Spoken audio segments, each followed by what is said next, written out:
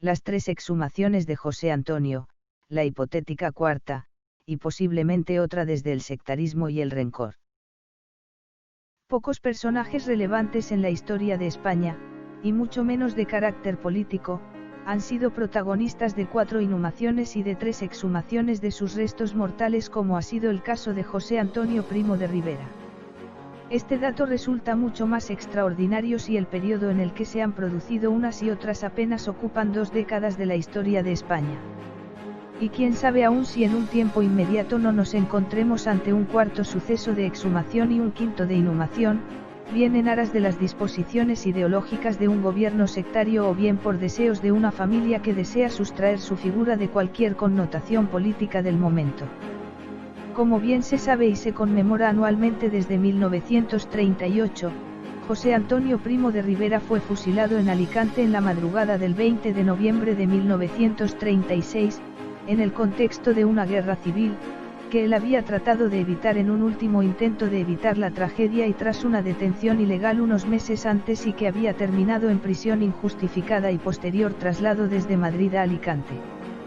Durante su presidio en la cárcel de Alicante, José Antonio fue juzgado por las causas pendientes y tras una instrucción jurídicamente anómala en términos de garantías judiciales y un juicio estrictamente político, condenado a muerte en sentencia cumplida en la fecha ya conocida. El cuerpo de José Antonio, que además de los disparos de fusil había recibido el tiro de gracia del anarquista Guillermo Toscano, fue trasladado en una ambulancia hasta el cementerio junto a los restos mortales de los 2 falangistas y 2 tradicionalistas que habían sido muertos junto a él, y siendo depositado el mismo 20 de noviembre de 1936 en la fosa 5 de la fila 9, quedando apilado bajo el peso de los otros cuerpos. Al término de la Guerra Civil, el 4 de abril de 1939 y en presencia de su hermano Miguel, el cuerpo de José Antonio fue extraído de la fosa para ser introducido en un nicho individual del mismo cementerio. Allí permanecería hasta el 19 de noviembre de ese mismo año, 1939, en el que sería exhumado por segunda vez para ser trasladado a pie, en un itinerario que nacía en Alicante y llegaba hasta el monasterio de El Escorial, en relevos de 10 kilómetros. La escenografía del traslado del cuerpo de José Antonio hasta el monasterio de El Escorial, de estética renacentista, había sido ideada por los falangistas Samuel Ros y Dionisio Ridruejo y servirían para crear la imagen mítica de José Antonio que sirvió al régimen para exaltar su figura. No se duda de la sinceridad y el respeto de tantos buenos camaradas de primera hora sumados a miles de nuevos animosos llamados por las ideas transmitidas por José Antonio, de acompañar sus restos por las tierras de España que tanto amaba en un orden social y patriótico a un huérfano, pero si estas escenas sirvieron para esconder las ideas sociales y políticas del jefe de la Falange tras el decorado de una mitificación de su figura como algo etéreo e intranscendente. El reposo de los restos de José Antonio en el monasterio de El Escorial, lugar presumiblemente destinado en exclusiva al descanso de los reyes e infantes de España, molestó enormemente durante años a los monárquicos de corona extranjera caduca y corrompida, que no podían tolerar que entre sus venerados reyes que habían conducido a España a la decadencia y al enfrentamiento civil, encontrara el reposo aquel que había muerto por recuperarla de su ostracismo, de la injusticia social de siglos y del enfrentamiento permanente entre hermanos llamados a participar en la empresa común de la patria. Tras la construcción de la enorme Basílica de la Cruz de los Caídos y su complejo monástico, el régimen decidió exhumar por tercera vez el cuerpo de José Antonio para trasladarlo a este espacio religioso. Su deseo era hacerlo de forma privada y dentro del entorno familiar. El 30 de marzo de 1959, 2 días antes de la inauguración del monumento, miles de camaradas, encabezados por miembros de la vieja guardia y jóvenes universitarios implicados en el verdadero mensaje nacional sindicalista o procedentes de las organizaciones juveniles del franquismo que habían bebido del ideal joseantoniano a partir de las enseñanzas de sus jefes de campamento, se presentaron ante el monasterio de El Escorial y portaron en andas el féretro de José Antonio hasta trasladarlo a su, por ahora, último reposo. En relevos frecuentes,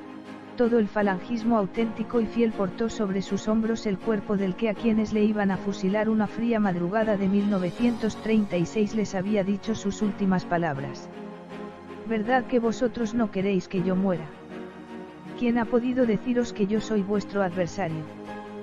Quien os lo haya dicho no tiene razón para afirmarlo.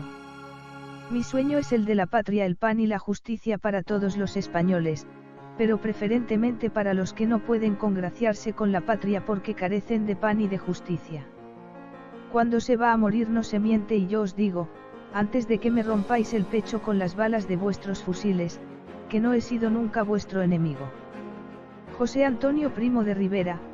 presente.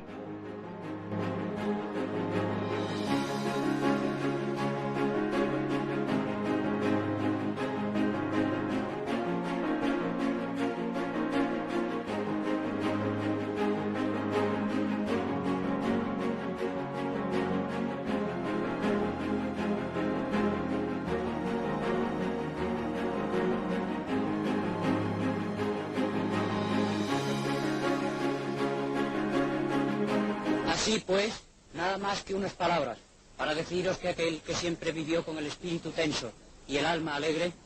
fue a la muerte con la gallarda serenidad del que va a prestar su último servicio a España. Nos dimos el postrer abrazo. Al prepararnos, había tanta luz en sus ojos y tanta placidez en su semblante, que yo le dije igual que si rezase a un santo: José Antonio, ruega por nosotros. Nos separamos por fin para siempre, y al cabo de 10 minutos eternos, oí desde mi celda la descarga de muerte. Cayó con el brazo en alto. Sus últimas palabras fueron: arriba España, arriba España. Existe la hipótesis lanzada por varios autores sobre una primera exhumación e inmediata inhumación de José Antonio Primo de Rivera a los pocos días de haber sido depositado su cuerpo en la fosa tras su fusilamiento.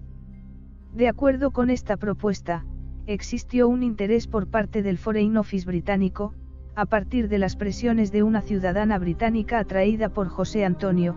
por confirmar que efectivamente el jefe de la Falange había muerto y que sus restos eran los que descansaban en el cementerio de Alicante. Una vez expuesto y reconocido el cuerpo, en presencia del juez enjuto, instructor de la causa contra José Antonio, y tras haber confirmado con una fotografía que hoy permanecería inédita e ilocalizable, se daría por cerrado el caso ante el delegado inglés y el cuerpo habría sido devuelto a su primer lugar de reposo. Sin poner en cuestión esta hipótesis, hay dos cuestiones relevantes que no podrían ser sostenidas. Está confirmado que José Antonio fue depositado en la primera fosa en el cementerio de Alicante boca abajo, posición de cúbito prono, bajo el peso del resto de cuerpos. Aunque se ha sostenido durante mucho tiempo la versión de que los milicianos lo arrojaron en esa posición ante la exclamación de uno de ellos de que esa sería la forma de que si resucitara no pudiera salir, fue el secretario del tribunal que juzgó a Primo de Rivera, socialista que trabó amistad con José Antonio en la cárcel de Alicante durante el juicio, quien decidió que se le enterrara en esa posición para en un futuro poder diferenciar su cuerpo del resto que reposaban con él. De haber sido exhumado a los pocos días para su examen, porque iba a volver a haber sido depositado su cuerpo en la misma posición. En un momento en el que las diplomacias europeas eran extremadamente cautelosas y estaban preocupadas por el papel de sus países en el modelo de la no intervención, es difícil suponer que todo un Ministerio de Asuntos Exteriores británico pudiera parar toda esa maquinaria para satisfacer los deseos subjetivos de una sola ciudadana. La muerte de José Antonio se trató de revestir de una cierta legalidad para que no quedaran dudas sobre el procedimiento. A pesar de la injusticia e ilegalidad del proceso judicial, todo fue vestido de un entorno legalista desde el propio juicio, la sentencia y el registro de depósito en el cementerio. En ese contexto legalista, ¿por qué no iba a quedar registrada una primera exhumación y segunda inhumación levantando acta el juez que estuvo presente en el examen del cuerpo? ¿Qué sentido habría tenido entonces la presencia de ese juez?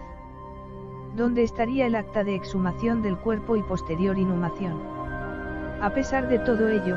desde nuestra primavera, dejamos abiertos todas las vías de investigación histórica y política sobre el nacionalsindicalismo español y sus protagonistas. ¿Por qué ese y no otro es el objetivo de nuestro proyecto? Si te ha gustado el vídeo, dale a compartir.